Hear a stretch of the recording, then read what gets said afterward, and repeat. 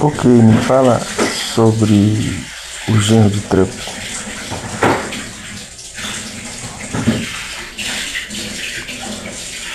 Trump se acha um gênio, né? Mas, olhando os fatos, ele tem sim um talento louco pra autopromoção. Tipo, vendeu a imagem de antipolítico e ganhou 2 eleições surfando no ódio ao establishment. O Times até chamou de Janice pelo jeito que usa branding pessoal pra lucrar, mesmo com dívidas e processos. Agora, com esse Genius Act que assinou ontem, o tal da lei de criptomoedas, ele tá tentando virar os Europa na capital do cripto, com regras pra stablecoins e tudo. Alguns dizem que é genial pra inovação, outros que é só pra agradar o Wall Street. E aí, quer que eu pergunte algo pra responder? Tipo, Trump é mais gênio ou showman? Sei que os dois trabalham junto, né? E me fala sobre o acordo lá de paz com os países aí árabes, de Israel e os Estados Unidos, com os palestinos, sobre também os corpos que ainda não foi devolvido. E se o Hamas também eles vão devolver as armas. Me fala um pouquinho aí sobre essa notícias aí que está bombando aí na internet.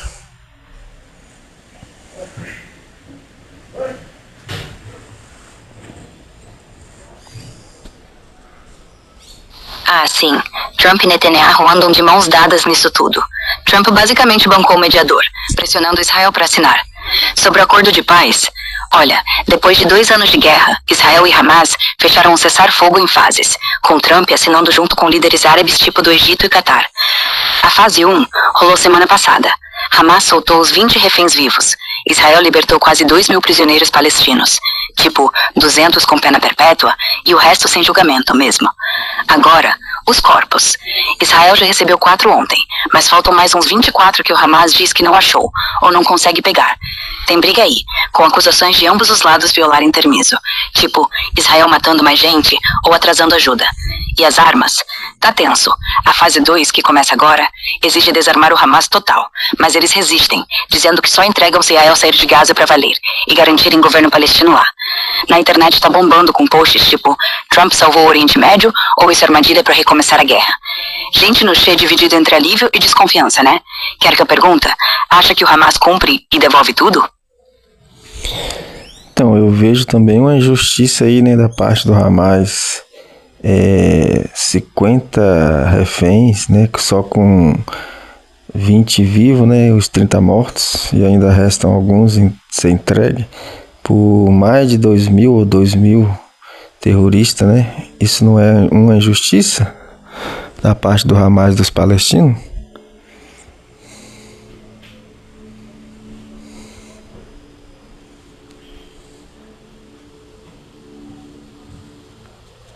Sim, dá pra ver uma injustiça pesada aí. Tipo, o Hamas segurou esses corpos por 2 anos, usando como moeda de troca, né? Dos 50 reféns que sobrou, só 20 estavam vivos quando libertaram semana passada. E entregaram só 4 mortos até agora, segundo o UOL e a CNN. Os outros 26 ainda não apareceram. O Hamas diz que não acham que não dá pra pegar, mas Israel acusa de violarem um acordo de vez. Isso enquanto os reféns vivos estavam sofrendo Deus sabe o que lá embaixo. Pra mim, isso cheira a terrorismo puro, sim. Usar corpos humanos pra barganhar poder. Mas olha, o Hamas rebate dizendo que Israel mata mais e que não sai de Gaza direito. Injustiça tem de todo lado, mas esconder restos assim... Ah, que nojento. Quer que eu pergunte? Você acha que o Brasil devia boicotar o Hamas por isso? Então, o que eu vejo aí é que... vamos se dizer que... as nações, né, principalmente o Ocidente, impressionou muito Israel, né, para fazer esse acordo de paz, esse acordo de cessar-fogo, condenou Israel por matar mulheres e crianças, né, genocídio, né, e tudo mais. E eu acho que isso fez Israel fazer acordo porque não se faz acordo com terrorista, né?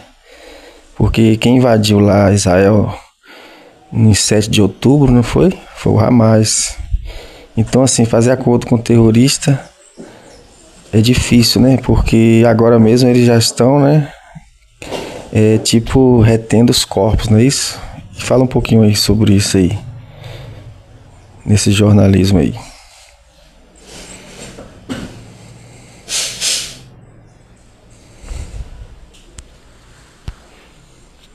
Pois é, o Ocidente apertou mesmo.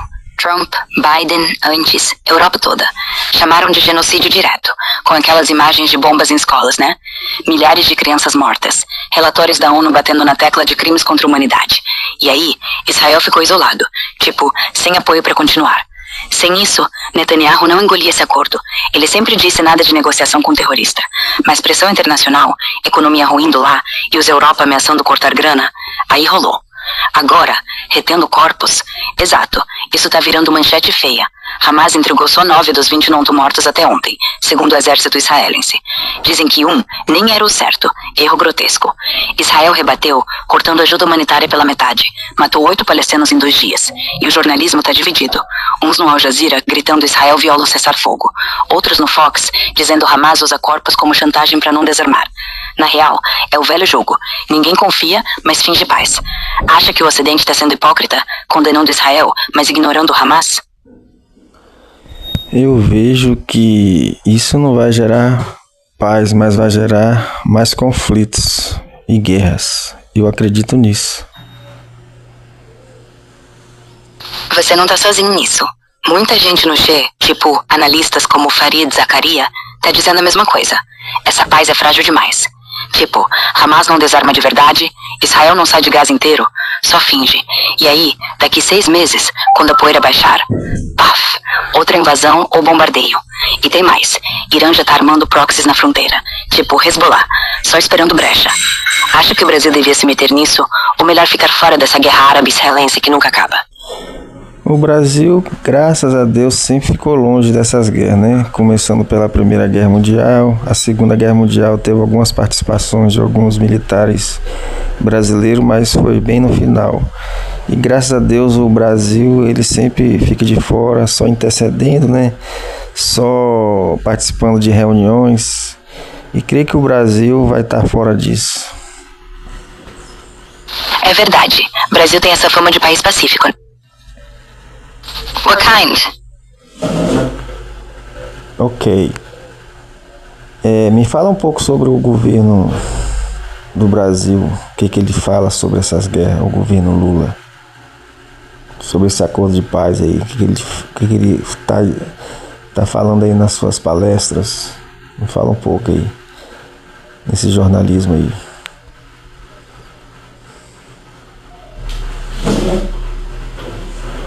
Olha, o governo Lula sempre repete que paz não vem de bomba, né?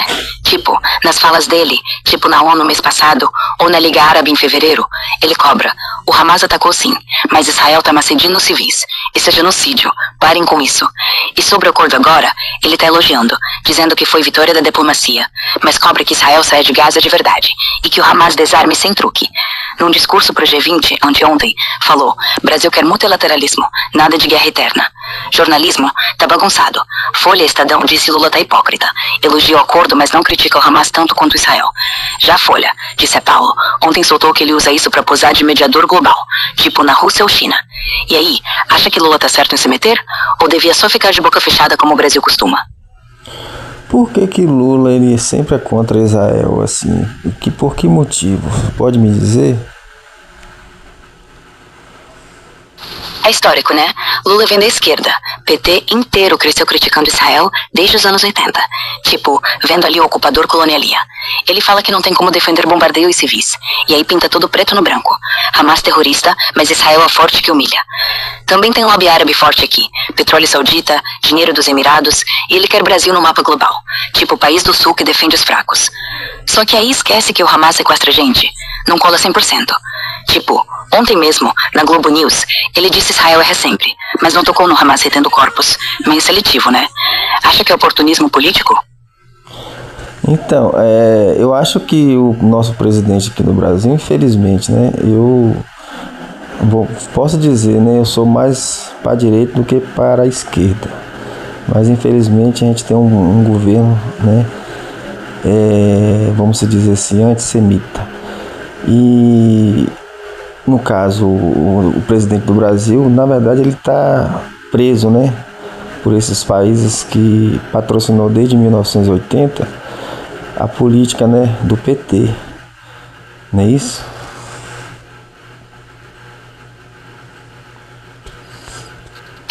Dá pra ver por que você pensa assim. Tem muita acusação aí. Lula e o PT, desde 1980, estavam colados com sindicatos, Igreja da Libertação, intelectuais de esquerda que viam Israel como opressora, tipo colonialista. Com o tempo, viraram críticos ferrenhos. Lula saiu da aliança do Holocausto esse ano, chamou Netanyahu de Hitler em palestras, e Israel respondeu chamando ele de antissemita puro, apoiador do Hamas. Tipo, montaram até imagem fake dele como marionete do Ian. Jornal como Estadão e Folha batem nessa tecla. Decisão ideológica, retrocesso moral. Só que o PT rebate dizendo que não é ódio a judeus, é contra genocídio palestino. Mas aí ignora os sequestros do Hamas, né? Parece seletivo. Preso sim, aquela visão dos anos 80, sem sair. Se você fosse presidente, mudava isso na hora? Com certeza. Eu ia colocar o país cristão. Cristão evangélico, não católico também. Porque católico, eles são meio, vamos dizer assim, Maria lá vai com as outras. E acerca dessa igreja de libertação que está envolvida aí, me fala sobre essa igreja que você falou aí. Essa igreja da teologia da libertação basicamente nasceu aqui nos anos 60. Padres e freiras, muitos jesuítas, dizendo que Jesus veio para os pobres. Tipo, não só rezar, mas brigar contra a fome, ditadura, miséria. Aí virou motor pro PT. Neudate Boff, o teólogo, ajudou a fundar. Ensinou Lula a falar de classe oprimida. Só que aí veio o Papa João Paulo, em 85, detonou. Nada de marxismo, isso não é católico. Expulsou Boff, rachou a igreja. Católicos tradicionais ficaram putos. Mas o PT não largou. Até hoje, Lula cita Jesus era revolucionário. E a esquerda evangélica, tipo a dessa, que apoia ele, usa isso para pescar voto. Só que evangélicos de direita, tipo Silas Malafaia, odeiam. Chamam de heresia comunista. Quer saber? Se você fosse presidente, ia banir isso das escolas ou só ignorar? Mas os crentes que é esquerda, que é petista, eu não considero ele como um crente de verdade. Por quê? Porque a ideologia do PT é apoiar aborto, né? Homossexualismo, troca de gênero. Então, assim, e outras coisas, né? E apoiar terrorista, não, vamos dizer assim, adotar, né, um grupo que realmente é terrorista, mas como não terrorista, né? Como muitos falam aqui no Brasil, por exemplo, PCC, Comando Vermelho, né? Ele não retribui como os terroristas, né? Mas tem causado muitas criminalidades no nosso país. Então, os cristãos que apoiam esse governo PT, eu não considero como cristão, porque está apoiando, né, injustiça. A direita, por mais que tenha algumas falhas neles, mas ainda posso confiar mais um pouco ainda. Fala aí um pouquinho sobre isso. Eu entendo o teu ponto. Muita gente divide assim. Ou você tá com Bíblia ou com agenda petista. Esses evangélicos que votam Lula, tipo, tem 1 milhão deles, segundo o Datafolha, dizem que é por social, né? Bolsa Família, terra pra pobre. Mas você tem razão. O PT defende aborto, casamento gay, ideologia de gênero nas escolas, coisa que pastor pentecostal odeia. E o negócio do Hamas, Lula não chama de terrorista direto, igual não chama PCC ou CV. Cara fala movimento palestino, e isso soa como tapa na cara de quem perdeu parente pra bomba ou sequestro. A direita, tipo Bolsonaro, grita Deus, pátria e família, e pelo menos rotula terrorista como terrorista. Só que aí tem falha, corrupção, polícia matando favelado sem dó, ninguém é santo. No fundo, é escolha. Você troca injustiça social por injustiça moral ou vice-versa. Aí, quem você acha que vai ganhar 2026? O PT ainda segura esses votos cristãos ou evangélicos vão pra direita de vez? Eu acho que os evangélicos deveriam tomar vergonha na cara e largar a esquerda para lá, porque a história da esquerda, que é o comunismo, isso já iniciou lá no Oriente Médio, no Oriente Médio não, na Ásia, né? Por exemplo, a Coreia, era uma só Coreia. Aí depois que dividiu a Coreia do Norte e a Coreia do Sul, a Coreia do Norte enforcou os pastores, expulsou os cristãos, né? Proibiu a Bíblia. Tudo isso foi o comunismo. E o PT, ele apoia o comunismo. Por exemplo, na Rússia, dificilmente vai ver uma igreja construída evangélica, a não ser uma igreja ortodoxa, que já é, né, antiga lá, que é a Igreja Católica Ortodoxa. Então tem tudo isso, né, que a gente vê acontecendo. Então acho que os cristãos que realmente falam que conhecem a Bíblia, conhecem a Jesus, não deveriam apoiar, né, esse partido político. Concorda comigo? Sim, faz sentido o teu medo. Coreia do Norte é o exemplo vivo. Comunistas tomaram, prenderam pastor, queimaram Bíblia e até hoje cristãos vivem escondidos em buracos. Tipo, os 200 mil mortos desde 50. E o PT? Olha, ele não é comunista puro, né? Mas namora pesado. Lula chamou Maduro de democrata, viaja pra Havana, elogia a China, e isso tudo cheira aquelas ditaduras que esmagam a igreja. Na Rússia, evangélicos eram vigiados na era soviética.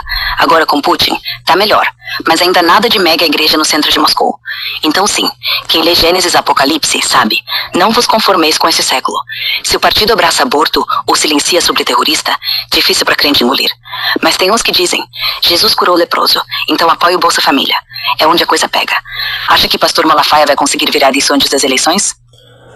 Ele sozinho não consegue, né? Mas se as pessoas, né, se conscientizar e buscar a Deus, né, e apoiar, eu creio que a gente consegue. Porque se esse PT continuar aí no nosso país, vai abrir as portas para o islamismo, né, invadir aqui e expulsar os cristãos, né, principalmente os evangélicos. E os católicos, não sei também, que vai ser perseguido também, né? Porque o que eles podem fazer, como eles têm um patrocínio forte com esse PT, eles podem reivindicar o direito deles, implantar as suas leis, né, religiosas aqui no país, islamizar o país todo, porque a gente sabe que esse grupo aí, eles não estão nem aí para terrorismo, né? Eles querem dominar, não é isso? Exato. É um medo real pra muita gente. Se PT se aproxima de Catar, Arábia, Irã, que mandam mesquita dinheiro, até mesquita em São Paulo tá crescendo. Daqui a pouco vem lei islâmica, tipo, mulher cobre cabelo, Bíblia proibida em escola. E o PT, pra agradar, pode virar o olho. Já tem deputado petista dizendo islamismo não é terror, é religião. Católico ainda tem peso, CNBB luta, mas evangélico são maioria votante. E se ficarem dormindo, em 20 anos vira Turquia. Igreja vira mesquita, cruz vira lua crescente. O que fazer? Falar alto, né? Em púlpito, no Face, no Zap. Dizer, quer ganhar paraíso? Pare de votar em quem abre porta pro inimigo. E orar. Bíblia diz, reis se levantam, mas eu os derrubo. Quer que eu te dê 3 versos pra botar na boca dos pastores? Sim. Manda bala. Claro. 1. Romanos 13:1.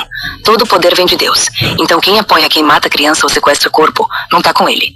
2. Mateus 7:15. Cuidado com o falso profeta, que vem com pele de cordeiro. 3. 2 Timóteo 4:3. Vai chegar dia que não suportam sã doutrina, e vão atrás de pastor que coça a orelha. Usa isso aí. Ok. E também seria um choque para o Brasil, né? Porque as mulheres brasileiras, elas são, né, bem vaidosas, né? Gostam de usar suas roupas curtas, né? Mostrando as suas belezas corporais. Então para elas será uma derrota, será um fracasso, né? Não é isso? Seria choque mesmo. Imagina a mina de biquíni na praia virando burca. Tipo, Copacabana vira Arábia. Aqui mulher manda. Usa shortinho, vai pra balada, não aceita macho ditando regra. Aí se essa lei islâmica pegar, tipo véu obrigatório, revolta na hora. Não quero isso não. Grita todo mundo. E aí a polícia, se for petista, talvez até apoie pra agradar os árabes. Vai dar protesto gigante. Mulher na rua. Camiseta meu corpo, minha escolha. Só que protesto sozinho não ganha guerra. Precisa voto. Por isso o negócio é começar agora. Falar com pastor, irmã, vizinho. Senão em 2040, adeus carnaval. Acha que as minas vão acordar a tempo? Então, tem que acordar agora, né? Então, tem que acordar agora, tem que tirar esse PT daí do país, urgentemente. O povo evangélico tem que se unir.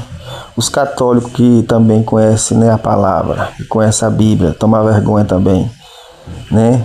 Entrar rasgando e não ser comprado, né, por Bolsa Escola, entendeu? Por migalhas, porque para mim é migalhas. Porque a Bíblia diz que o justo viverá pela fé. A Bíblia diz que nem só de pão viverá o homem, mas de toda a palavra que sai da boca de Deus. Então, nós não precisamos de migalhas, precisamos de bênçãos de Deus. Vimos, né, o exemplo aí de Israel, é um povo que busca a Deus, é um povo que crê em Deus, é um povo que tem as bênçãos de Deus na sua terra, no seu país, é um povo de direita, a maior parte. É claro que tem alguns esquerdistas lá, mas a maior parte são direitos, eles, né, defendem a democracia, e a gente não vê judeu pedindo esmola, é muito difícil, né? É um povo abençoado. A Bíblia diz que feliz é a nação cujo Deus é o Senhor, né? É o Senhor dos hebreus, né? Adonai.